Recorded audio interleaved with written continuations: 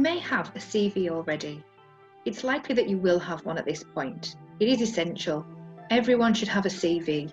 Even when you're working, you should keep your CV up to date and accessible.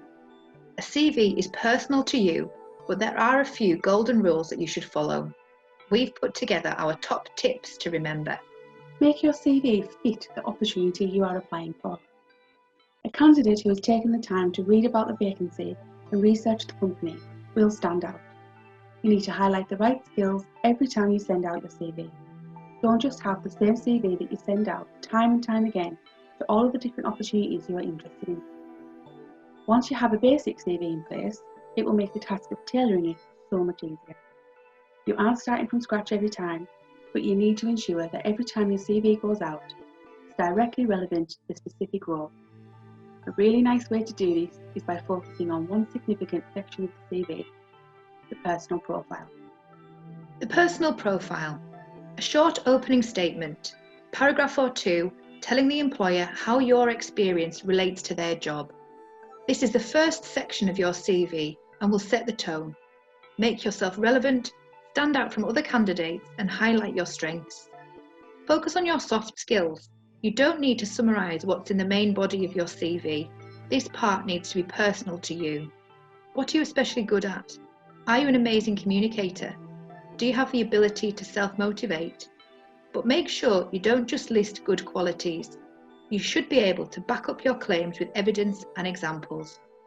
The employer will ask you about what you've written, so make sure it's truthful and represents you honestly. Think of this as a mini advert for yourself. If you are saying that you're always willing to take on extra responsibility, can you think of a time when this has happened? An employer wants to know that you aren't just all talk, you can walk the walk too. Be prepared to speak in more detail around the information you have put in this section.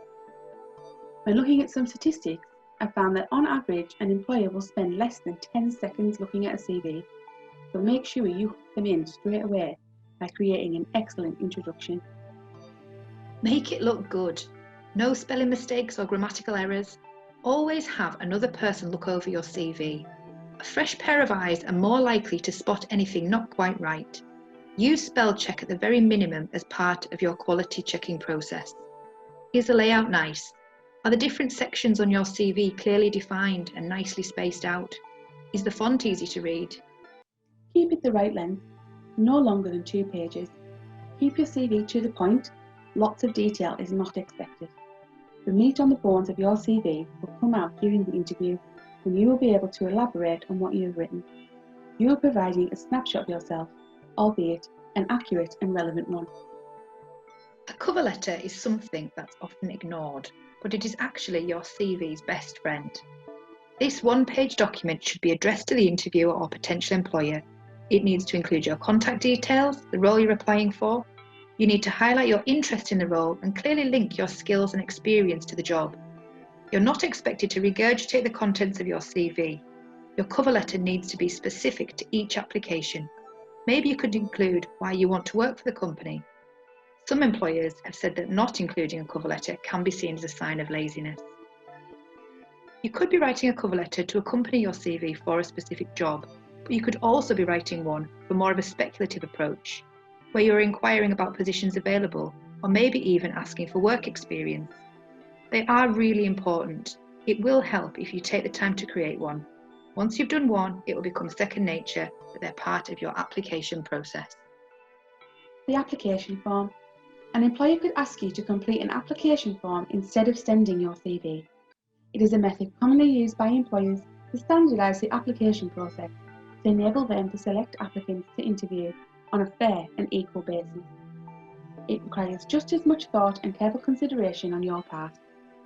Complete all of the application. Don't leave any section blank. The employer wants you to complete the whole thing for a reason. Leaving sections incomplete is not acceptable and it will look unprofessional and uncommitted.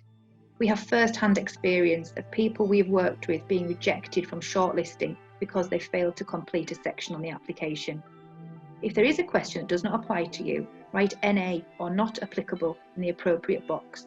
It shows attention to detail and that you've carefully considered the whole application. Don't dive straight in. Have a good read of the form first so you know what needs to be included and where.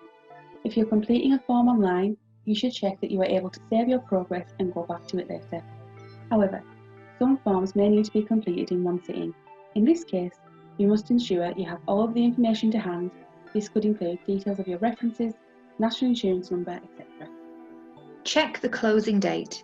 If possible, get your application submitted early. You may get more attention. Often employers are overwhelmed by last-minute applications. Additional information. This section is important.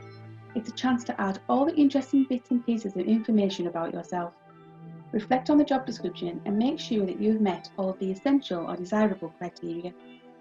Use this section to really focus on your strengths and let the employer know that you are a perfect fit for the position. If the rest of the application has not enabled you to mention something that you think is a real positive attribute of yours, this is the section to make sure you mention it. You may be required to complete online tests as part of the application process. If this is the case, make sure you've practiced beforehand to give yourself the best shot at success. The Skills Health Check assessments on the National Career Service website are a handy tool to help gain some more knowledge about yourself. If you're ever stuck with what to put on your personal profile, have a go at one of these and you will soon generate some ideas. You could also have a go at the Buzz Quiz. Follow these tips and have a go at creating a CV and a covering letter. But remember, don't be afraid to ask for help if you need it.